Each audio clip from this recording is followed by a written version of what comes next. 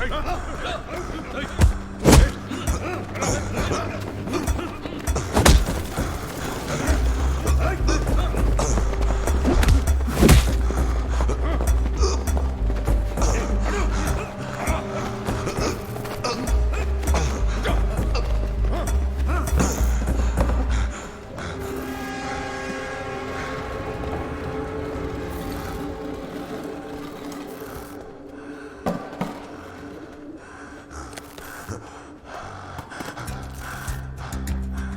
Group చేశారు? ఎవరెవరు చేశారు?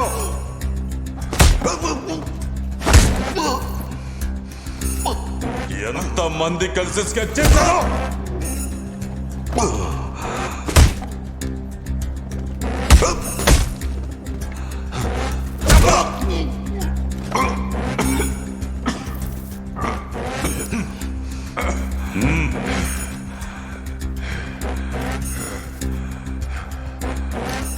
చెప్పు, లేకపోతే పుచ్చ పగిలిపోతాయి. నీకు తెలియకుండా ఉండదు. చెప్పు.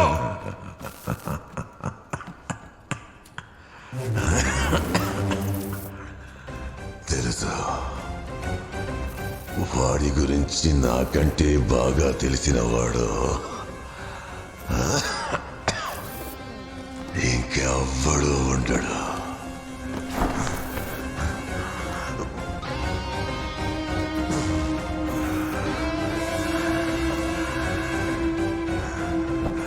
ఇది నిన్న మొన్న ప్రారంభమైన కథ కాదు.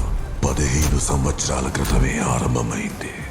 అంతకంటే ముందు అని కూడా చెప్పచ్చు.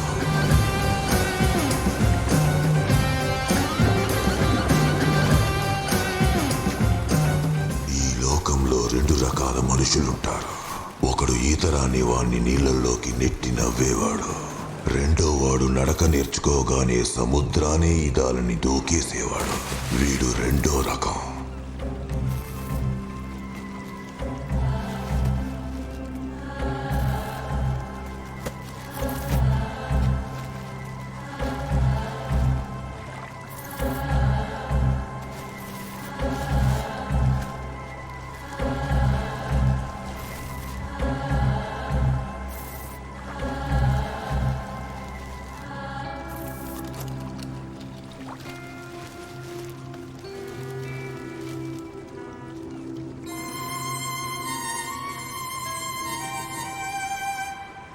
వాడి కళ్ళు వెతుకుతున్నట్టు, చూపులు వేటాడుతున్నట్టు ఉంటాయి. అయితే ఆ వేట ఒక్క పూట ఆకలి మాత్రం కాదు. ఆ వేట ఎవ్వరికీ మంచిది కాదు.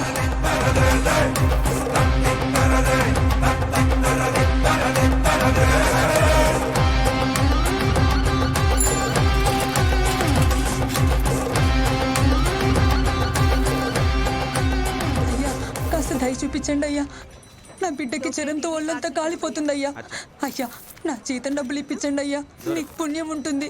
వీడిని ఆసుపత్రికి తీసుకెళ్ళాలయ్యా. అయ్యా, నీ జీతానికి ఇంకా 4 రోజులు టైం ఉంది. అయ్యా అయ్యా అయ్యా, నా జీతం డబ్బులే కదయ్యా అడుగుతుంది. నా బిడ్డ ప్రాణాలయ్యా. వాడిని చూసుకోవడం వల్ల నేను రాలేకపోయానయ్యా. అయ్యా, దయ చూపించండి అయ్యా. మీకు చెప్పినా నీకు అర్థం కాదా? అయ్యా, బయటికి పో.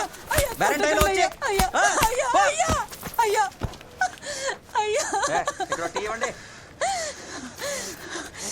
ఒరేయ్, పంజురండి రా. బాబాకుడా, నా బిడ్డ ప్రాణాలంటే నీకు లెక్కలేదారా? ఒరేయ్ దుర్మార్గుడా, నువ్వు నాశనం అయిపోతావురా. నువ్వు కుక్క చావు చేస్తావురా. పురుగుని పడిపోతావు.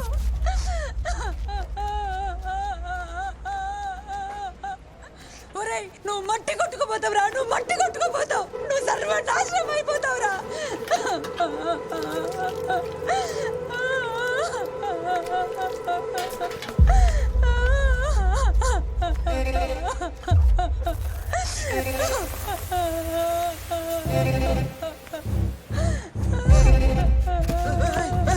ఎవరు నువ్వు? రేయ్,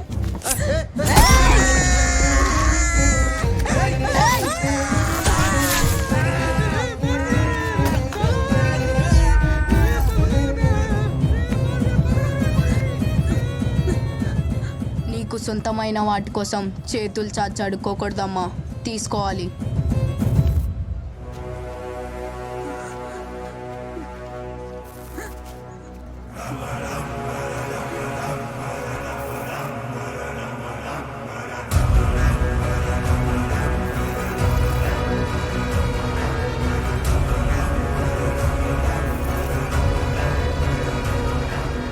నీ పేరేంటి బాబు?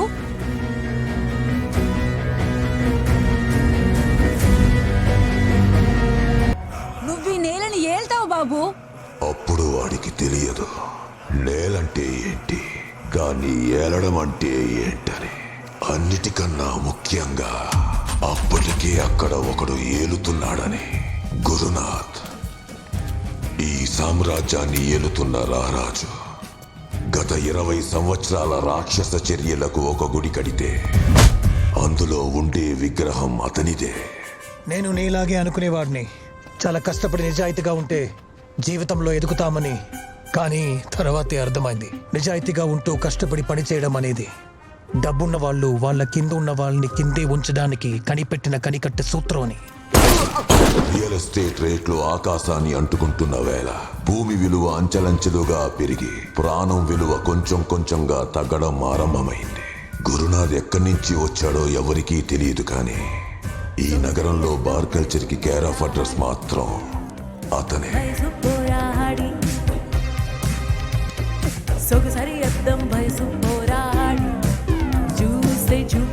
ఇంకా చెప్పాలంటే హింసని కూడా కళాత్మకంగా చేసేవాడు.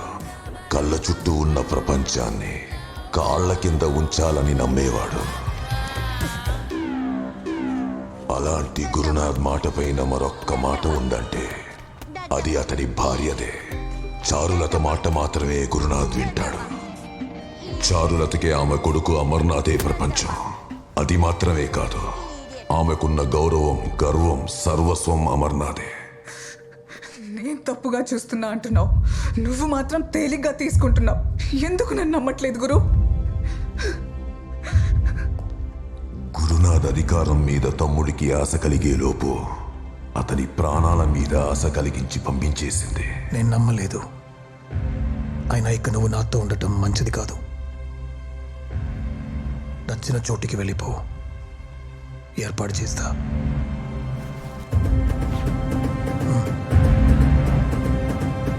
అన్నమాట మీద గౌరవంతో అతను వెళ్ళిపోయాడు. ఇప్పటి వరకు అతను ఎక్కడున్నాడో ఎవరికీ తెలియదు. చారులతే చంపించేసిందని అందరూ అనుకుంటూ ఉంటారు. అదంతా ఒక పుకారు. ఒకసారి బార్లో పాటలు పాడే అమ్మాయితో గురునాథ్కి పరిచయం ఏర్పడింది.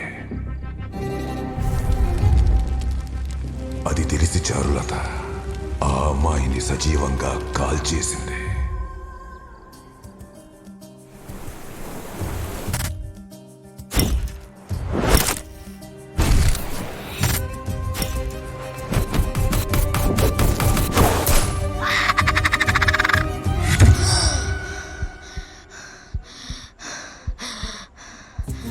అలా చాలా రోజుల వెతుకులాట తర్వాత ఒకరోజు వాడికి కావాల్సిందే వాడి కంటపడింది. दारोगा मिलेगा? मार्केट के बाजू। अच्छा ठीक है.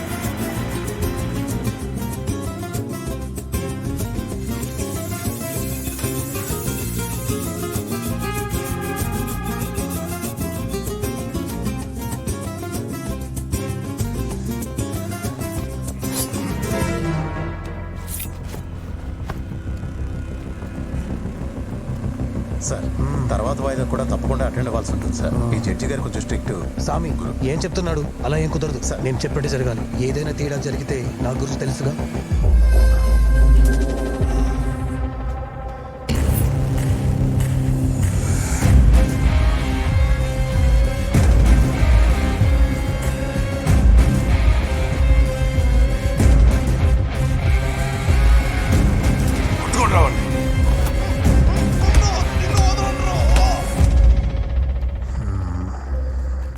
ఈ వయసులో కత్తితో ఏం పనిరా?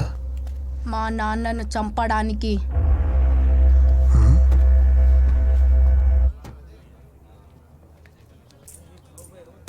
అవునా? సర్లే. నీకోసం నేను వాడిని చంపాననుకో, ఎక్కడ దిగాలో చెప్పు, దింపి వెళ్తా. ఒక చోట అనేది ఏం లేదు, ఇక్కడ దిగినా ఒకటే నాకు.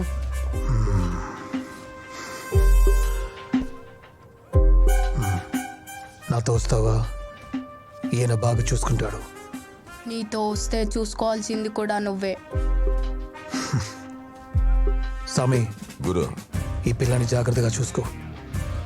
అలాగే గురు.